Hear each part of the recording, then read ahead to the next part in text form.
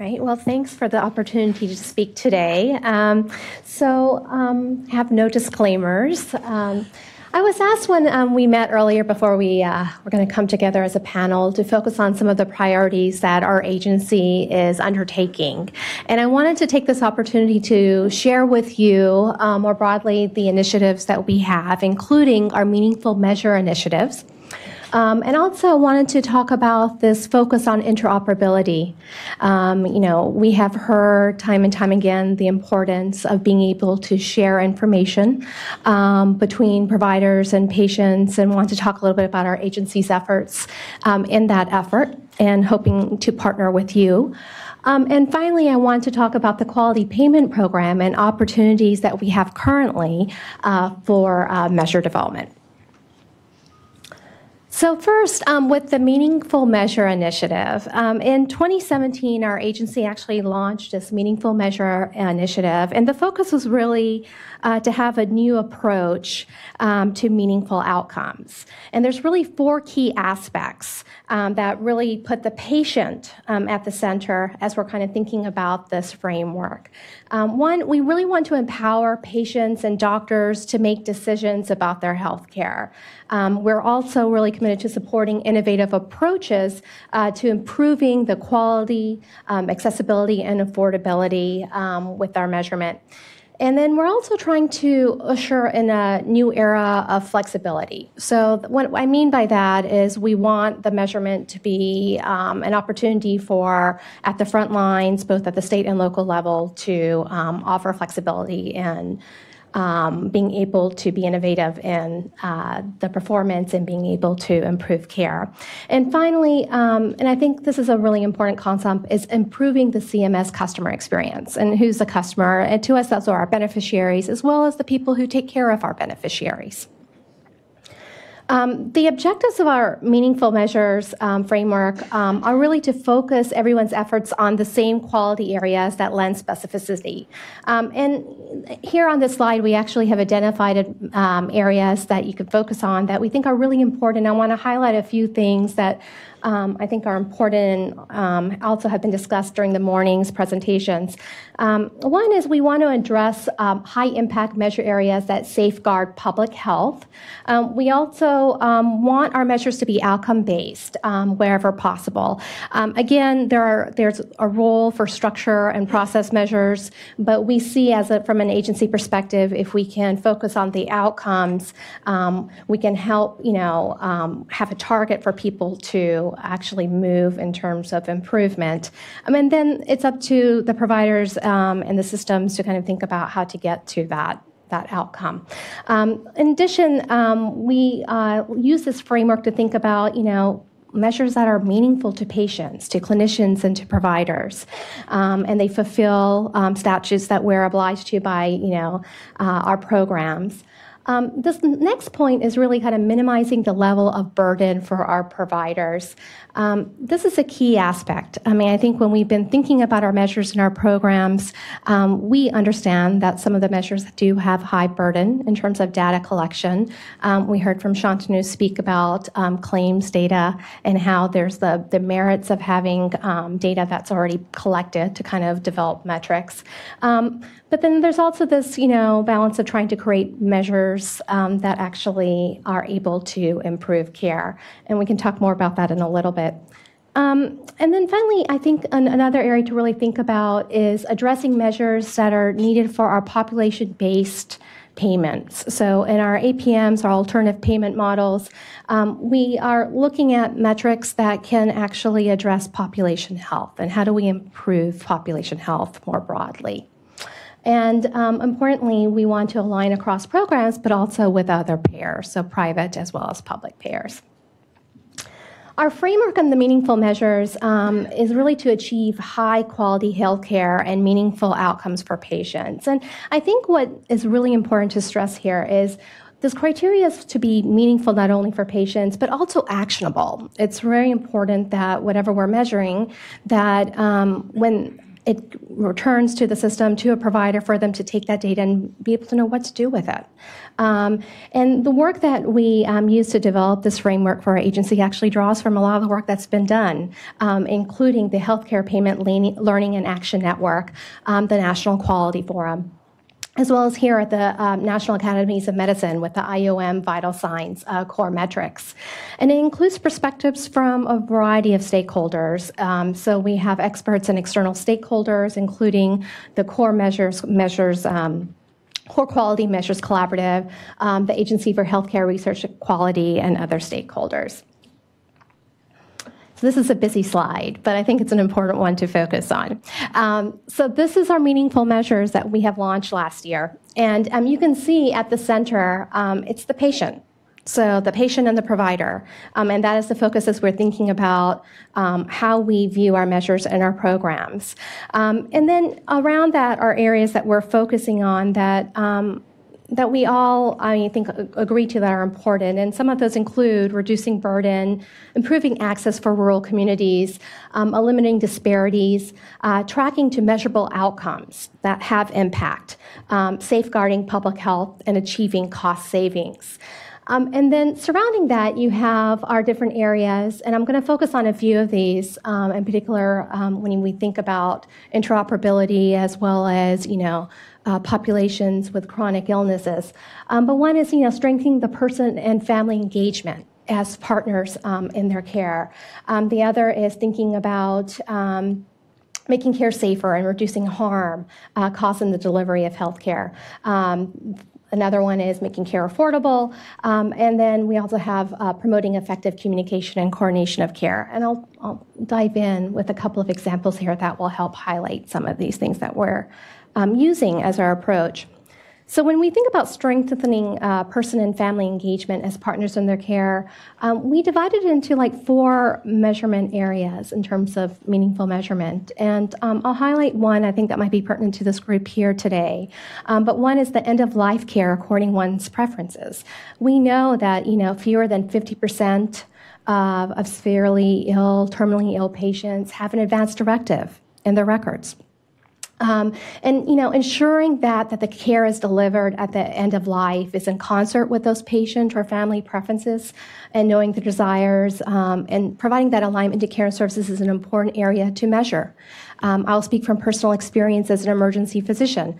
I have patients who come in where I might not have that information when a patient is severely ill and might need to be intubated. Maybe their wish is not to be intubated. So it's important to have that information real time for the provider when they're taking care of patients when they do interface with the health system, if they do. The other area that I wanted to focus on, and I think it's an area that we really as an agency want to see movement in, is patient-reported functional outcomes. We've talked about the limitations of claims data. And I think this is an area that we need to spend more time thinking through about what matters to the patient. So, a real good example is total knee replacement. That's among the top 5 most frequent inpatient procedures. And more than 50% of inpatients are discharged home. But we don't have really great measures in thinking about, how are they doing, after the surgery?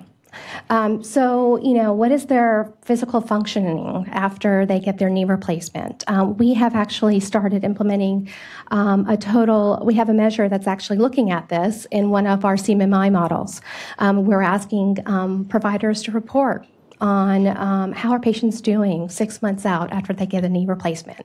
How is their joint mobility? How is their quality of life? But these are the things I think that we need to continue thinking through in terms of developing measures in this space. And this slide actually shows currently within our programs, where do we have measures that map to these meaningful measurement areas. And this has been a really helpful exercise for us as we're thinking about the measures in our programs, what value added do they have when we think about these areas that are of improvement. And so, for example, for the patient-reported functional outcomes, I mentioned we have a functional status for knee replacement or hip replacement. That's on our CMMI model with a comprehensive joint replacement model, as well as we have one for total hip replacement in our quality payment program.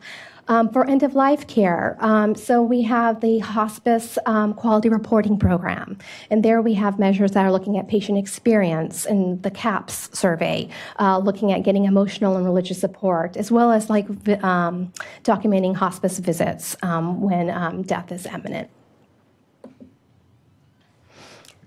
Another area I want to just focus briefly is on like promoting effective communication and coordination of care. And here I just wanted to highlight what I talked about in terms of one of our agency priorities of interoperability. So, fewer than 10% of physicians have fully functional electronic medical records. I will speak from personal experience as an emergency physician that has practiced in 6 different health systems. I can have an electronic record that I'm using to take care of a patient, but it might necessarily translate to interfacing with the hospital system and the electronic record there, or it might not interface with the laboratory system. And then, if I'm sending my patient back to a primary care clinic that's connected with the county hospital that I work at, don't necessarily have access to that primary care notes either, or to notify the primary care doctor that I'm sending their patient home. So, promoting interoperability is a key priority. We think that we need to have that information to follow the patient. It should follow them across each setting and every healthcare interaction. And we're looking at ways that we can measure that and help support that effort. And this is just a slide that, again, just demonstrates where in each of these meaningful measurement areas where we have them in the program. So just for brevity and time's sake, we have the use of an electronic health record measure in our inpatient psych facility program. And then in terms of thinking about, promoting effective prevention and treatment of chronic disease, I'll just highlight a couple of areas of priority within our agency. So one is like management of chronic conditions. So again, we know that people with multiple chronic conditions account for 93% of total Medicare spending. So really promoting effective management of these conditions is a key priority for us at our agency. And then also thinking about the prevention and treatment of opioid and substance use disorders. Annually 3 out of 5 drug overdoses are related to an opioid, and it results in over $72 billion in medical costs. So really ensuring adequate screening and treatment of substance use disorders is a priority for us. And this slide actually shows that how these measures fit into some of our programs. So for the management of chronic conditions, we have examples including HbA1c testing, thinking about osteoporosis management in women who had a fracture. And then for opioid and substance use disorders, we have alcohol use screening, use of opioids at high dosages in our quality payment program, as well as in our Medicaid programs. So I want to transition from thinking about the meaningful measurement framework to talk a little bit about opportunities that we have in our quality payment program. So, we have launched, we're in year 2 now of our quality payment program, and clinicians actually can choose from 2 tracks to participate in this. One is the merit-based incentive payment system, and then there's the advanced alternative payment models where clinicians, if qualified, can submit data, whether it's based on a model around populations or looking at particular conditions and being paid for the care that they deliver. This work is based on the Medicare and CHIP Reauthorization Act that passed in 2015. And as I mentioned, we have these 2 programs that are looking at developing measures in both of these pathways through the merit-based incentive payment system as well as the advanced alternative payment model. And we have a funding opportunity announcement that we just launched in March of this year. And it's really to provide technical and funding assistance in the form of what we call cooperative agreements, which are like grants, to entities to help develop and improve quality measures for use in these quality payment program. And I think we as an agency recognize the benefits of developing measure development by external stakeholders. So we want to utilize the expertise of clinical specialty societies, clinical professional organizations, patient advocacy organizations, and independent research organizations and other entities that are well suited to know what's happening at that front line and what measures are meaningful in terms of improving care. And so this opportunity is out there. So encourage you to look at it. It's on grants.gov. We also have 2 webinars that we have done last month that you can actually go onto our website and listen to the webinar as well as look at the transcript. Some of the primary domains and specialties that we have defined in this funding announcement include thinking about clinical care, safety, care coordination, patient and caregiver experience, as well as population health and prevention. And some of the specialty gap areas are listed on the right there, but including pathology, orthopedic surgery, radiology, oncology, and emergency medicine. So I just want to conclude with saying that, overall, our agency thinks that, with this initiative, with the meaningful measures and looking at this funding opportunity announcement, the importance of alignment when we think about our measures across public and private payers. We need to shift to data sources that are less burdensome. We need to be creative in the way that we're thinking about this. There are limitations to claims data, but we recognize that there are other ways, including thinking about how to have standardized data elements, for example, in our electronic health records, to be able to collect the data to develop quality metrics, to have areas where we can actually also test these measures to get to a place where we can feel comfortable with the testing and having high reliability to be putting into our programs. And then, finally, focusing on meaningful measures is a framework for us to identify gaps in measurement, but it's really the beginning of the conversation. This is we're using this as a tool to be able to engage with you, to think about, have we missed any meaningful measurement areas? Where are areas that we should be focusing on together as we're thinking about improving care? For our beneficiaries, as well as overall in terms of the care that we deliver in the United States. And that just really highlights the importance of this partnership with patients, frontline providers, with other stakeholders in developing these measures to improve care. Thanks.